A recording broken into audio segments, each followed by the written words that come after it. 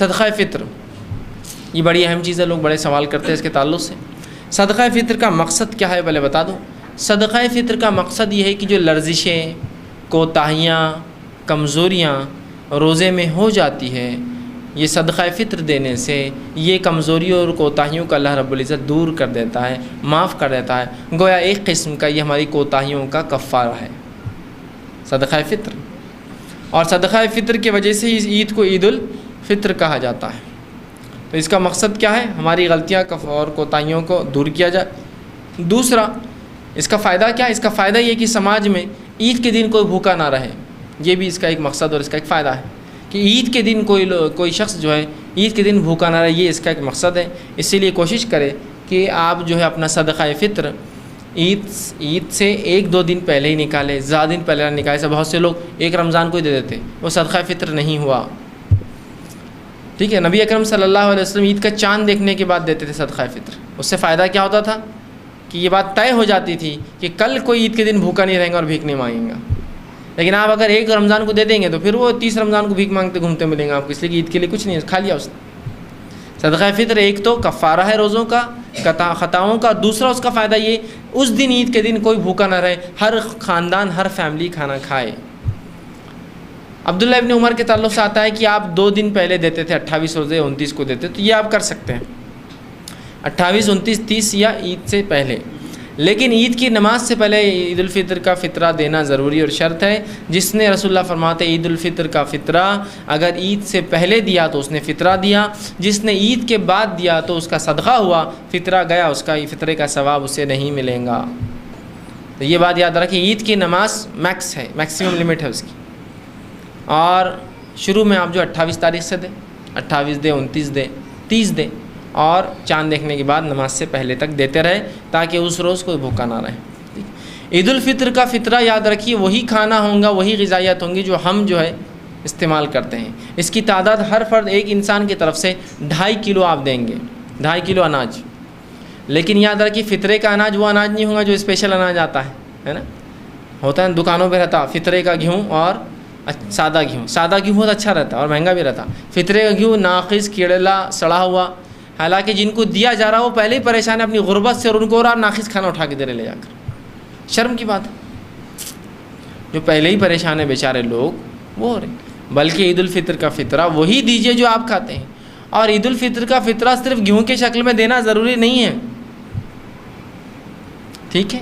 نبی اکرم صلی اللہ علیہ وسلم کے زمانے میں عید الفطر کا فطرہ جو دیا جاتا تو وہ دیا جاتا، آپ سے ان کے تعلق سے آتا ہے کہ حدیث میں آتا ہے کہ عید الفطر کا جو فطرہ صحابہ دیتے وہ یہ ہوتا، گیہوں دیتے، چاول دیتے، منقع دیتے، کھجور دیتے اور پنیر دیتے۔ ان 5 چیزوں سے فطرہ دیا جاتا تھا، 2.5 کلو، سب کی تعداد اتنی ہوگی، سمجھے آپ بات کو۔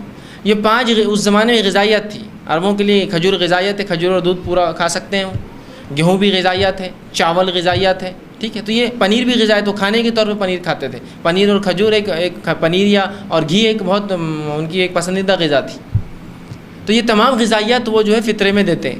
تو ہم بھی کوشش کریں صرف گیہوں کو چپک مت جائیے جا کر، اور سستا بھی ہوتا ہے نا، کبھی چاول بھی نکالیے 25-30 روپے کلو والے اچھے والے، یہ بھی صدقہ ہے۔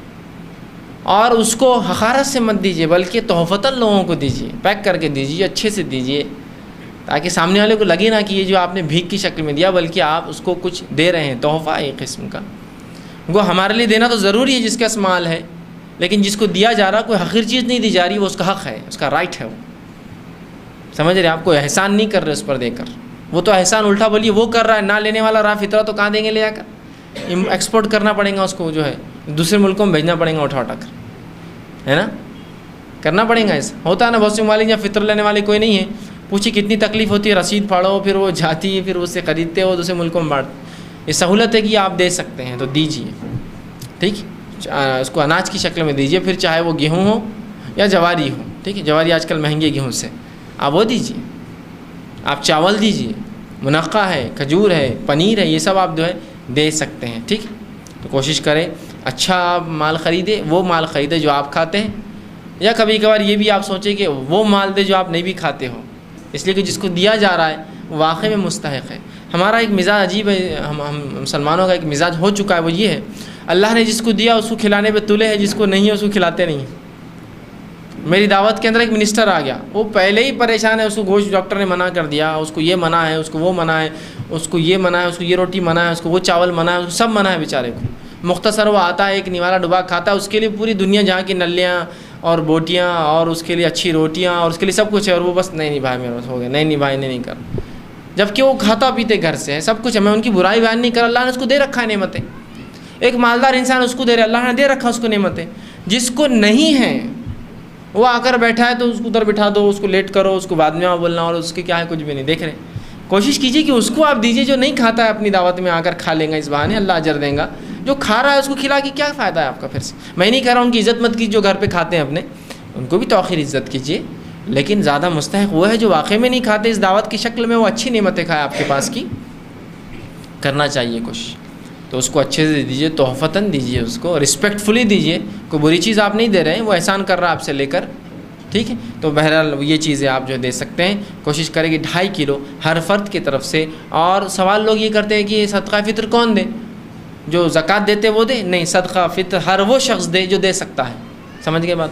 میرے کو لگتا ہے کہ میں اتنی طاقت رکھتا ہوں کہ 2.5 کلو اناج ہر فرد کی طرف سے دے سکتا ہوں، دے تو یہ صدقہ فطر خاندان افراد کے تمام لوگوں کی طرف سے سرپرست دیں گا، تمام لوگ، اس کے غلام، نوکر چاکر، بڑے بوڑھے، نوجوان، بچے، حتیٰ کہ وہ بچے جو ابھی پیدا نہ ہوئے لیکن وجود میں، ان کی طرف سے بھی دیا جائے گا، اس لیے کہ وہ بھی زندگی آ چکے ہیں، ان کی طرف سے بھی یہ۔ تو ہر زندہ انسان، ذی انسان جو ہوں گا آپ کے گھر میں، ذی نفس، اس کی طرف سے آپ کو صدقہ فطر دینا پڑے گا۔ ہر فرد کی طرف سے 2.5 کلو دیں گے۔ اور کون دیں گا؟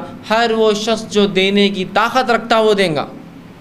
کوئی صاحب نصاب ہونا اس کے لیے شرط نہیں ہے۔ میرے کو لگتا ہے میں دے سکتا ہوں، دے دو، میرے کو لگتا ہے میں دے سکتا ہوں، دے دو۔ لیکن آج مزاج یہ بھی ہو گیا لوگوں کا کہ لینے کے لیے سب بیٹھے ہیں، عجیب مزاج بنا لیا کہ بلکہ کچھ لوگ تو ہوتے ہیں جو فطرہ کلیکشن کرنے نکلتے ہیں، لوڈنگ رکشہ ہوتے ہیں، اس میں تھیلے تھیلے بھر بھر کے 2-2 4-4 کنٹل شام میں جمع کر کے لے جاتے ہیں اور پھر لے آ کے اس کو بیچتے ہیں۔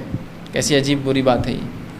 ایک تو ایسے لوگوں نے جمع ہی نہیں کرنا چاہیے جن کو اللہ نے دے دیا ہو، آپ کی عید ہوگی ختم، آپ لیکن دوسروں کا حق مار لیتے ہیں۔ وہ پروفیشنل بنا لیا انہوں نے کہ بھیک مانگنا ان کا ایک پروفیشن ہے، یہ غلط بات ہے۔ تو آپ مستحق کو ڈھونڈیں اور اس کو لے جا کر صدقہ فطر پہنچائے تاکہ ہر غریب اس امت کا کھائے۔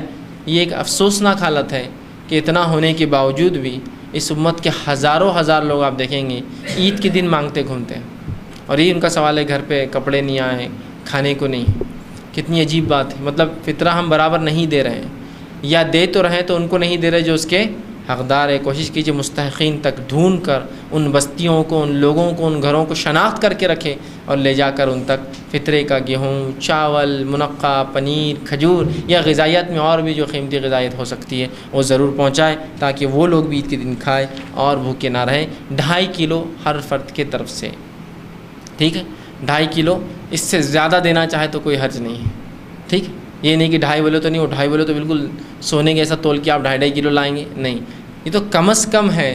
آپ اس سے زیادہ دینا چاہے اللہ نے استطاعت دیجیے، اور نفل صدقہ میں آ جائیں گا، آپ بالکل اس کو جو ہے کر سکتے ہیں، ٹھیک۔ اس کے علاوہ جو ہے